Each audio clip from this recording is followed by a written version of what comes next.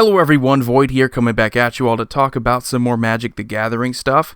But it just seems like there's still a lot of questions about the health of the game. Not just because of the past year, 2020 being 2020, but because it seems that not only will you have to contend with an odd market, when most of game stores are still not going to be at full capacity, but a market where there is oversaturation in product. Now, 2020, this isn't the first time we've had to deal with this. Obviously, it's just a difficult year because you had lockdowns in addition to this oversaturation. So we've had a very difficult environment for the game. And that doesn't matter what kind of format you play, they're all going to be hurt in a big way. The only thing that hasn't been hurt is Magic Arena. One of the biggest Twitch streaming games, by the way. I don't think a lot of people know that, but Magic the Gathering is a hit with video game streamers. So the illusion is that, well, everything's fine. Everything is okay because we have a plan going forward with our digital platform, but questions will always remain. What does that mean for paper Magic? A lot of people could say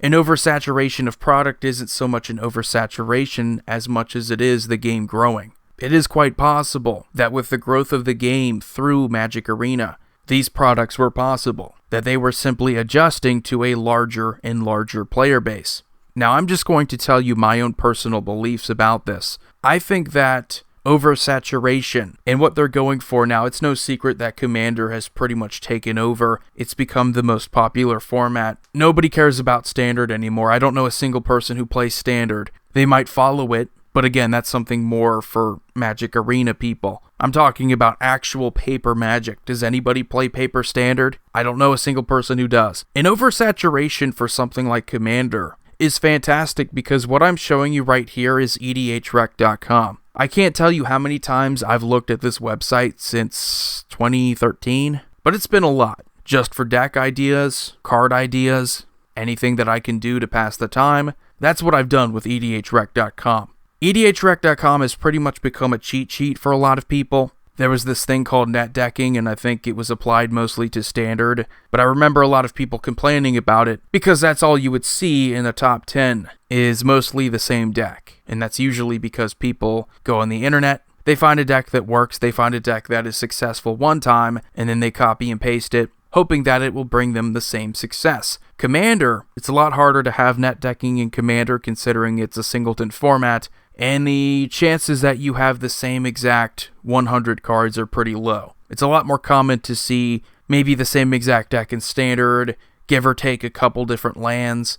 You see that more often. Commander shouldn't be a format where there's net decking. Commander shouldn't be a format where people use a cheat sheet. That was kind of the whole point, was that it was supposed to be a unique experience every time you played a game. That's why in Standard you have 4 of every card because you expect the same exact strategy to work every single time you play it. And then you move on to the next 60 card deck and expect pretty much the same strategy no matter how many times you play the deck. Having a Commander, and I'm just going to go for the first one I see here, and that is Anawan the Ruin Thief. And this section right here, themes, rogue tribal, mill, wheels, cantrips, party. This is what makes Commander Commander. That feeling that there's no 100% correct way to build a deck. It's really the whole reason why people like Commander. Because you don't have that feeling in Standard. You feel like there are the best cards. That there are the best 60 cards you can play. And that if you don't play them, you're going to suffer. Now, if I did play Standard, I would be miserable if I had to copy and paste the same deck or use the same core of cards out of fear of not being able to compete. I would go for what I felt gave me the best possible chance to defeat those decks, and it's something that you can't really prepare for. It would be more like what is considered anti-meta. Now, it's no secret that if you've been following my channel for a long time, I used to play both Magic the Gathering and Yu-Gi-Oh! Yu-Gi-Oh! Is worse in many ways to Magic, and we could talk about oversaturation. Yu-Gi-Oh! Has oversaturation nonstop. There's just way too much product for it, and most of it's not even good for the game. Because every month or two, they look to ban what they just introduced. It's all planned obsolescence. That's how Yu-Gi-Oh! Works. That's how they make a lot of money. But that seems to be the only concern. It's not, let's create the best possible game. It's, how can we milk our player base? Oversaturation is dangerous because it could feel like you're milking your player base. Now, I'm all for them making the kind of money that they want to make. I think they do get selfish when they have the Hasbro eBay store selling the Secret Lair, The Walking Dead, all of that nonsense. That's very selfish. They're looking to get as close to 100% profit margins as they can get, because the cards don't cost anything to print. So if you're going to charge like $50, $100 for, I don't know, a couple pieces of cardboard, a lot of businesses everywhere. I think that's why that Martin Shkreli guy was talking about investing in Magic the Gathering cards, like really rare ones, because what we have here are pieces of cardboard that are worth way too much for most people. And it's funny because little do they know that if this trend continues, I don't know if the reserve list cards are going to stay as expensive 20 years from now. I don't know if I can say that.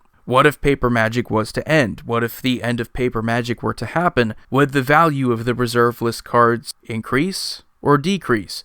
But what I was trying to say with Yu-Gi-Oh! Is that there doesn't seem to be a lot of thought put into the game. Once you reach this point where it's just non-stop, let's one-up what we did before. Anything you do after that is a letdown. So you have to make consistent product rather than make something that one-ups the previous product. And I feel like Wizards of the Coast, they're buying into the Yu-Gi-Oh! Method. Do not buy into the Yu-Gi-Oh! Method. It's a terrible method. It has effectively ruined that game for so many people. It's been a while since I played it, but they have so many additions to the game. They have fundamentally destroyed it by doing that. Like, they took the playmat, which gave you a good understanding how to play the game, and they added so many different sections that are even harder to follow. So at this point, you have to look at what's consistent, and Magic has been consistent rules-wise. You might have new keywords, but keywords do not fundamentally change the game, because you could just abandon them in the next set. It's a lot harder to do that. It's a lot harder to keep a consistent game when you have nothing but shiny, expensive product out there for people to consume. It's almost infantilizing when you think about how Wizards of the Coast treats their players.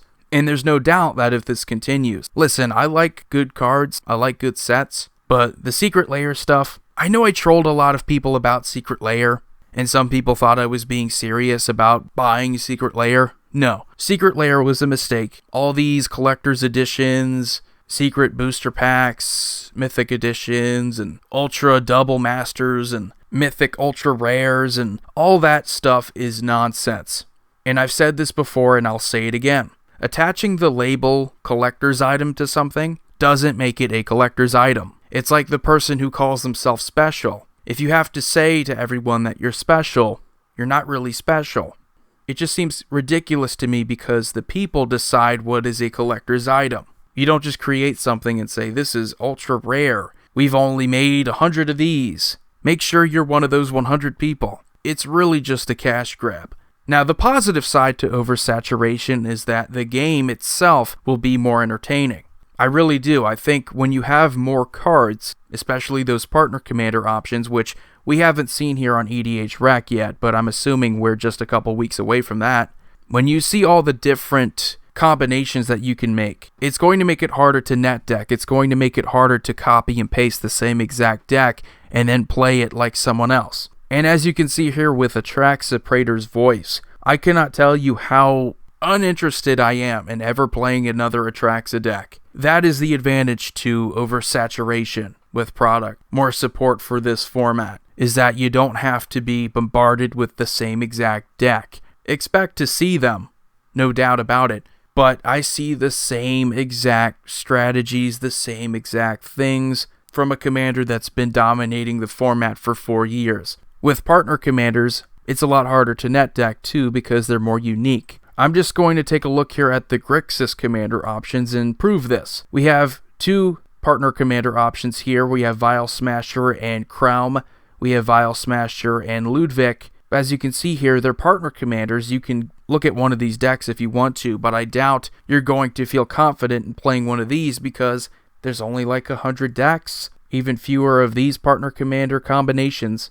But people are going to look at the top here. They're going to see Kess, they're going to see Nekasar, Marchesa, and feel more inclined to play one of these decks. The positives with partner commanders is that you have a million different combinations. And being introduced to, I don't even know how many in this new set. You could take all these and then combine with the partner commanders from that set, and then suddenly you have a myriad of different play styles, different combinations, and none of them are going to be exactly the same.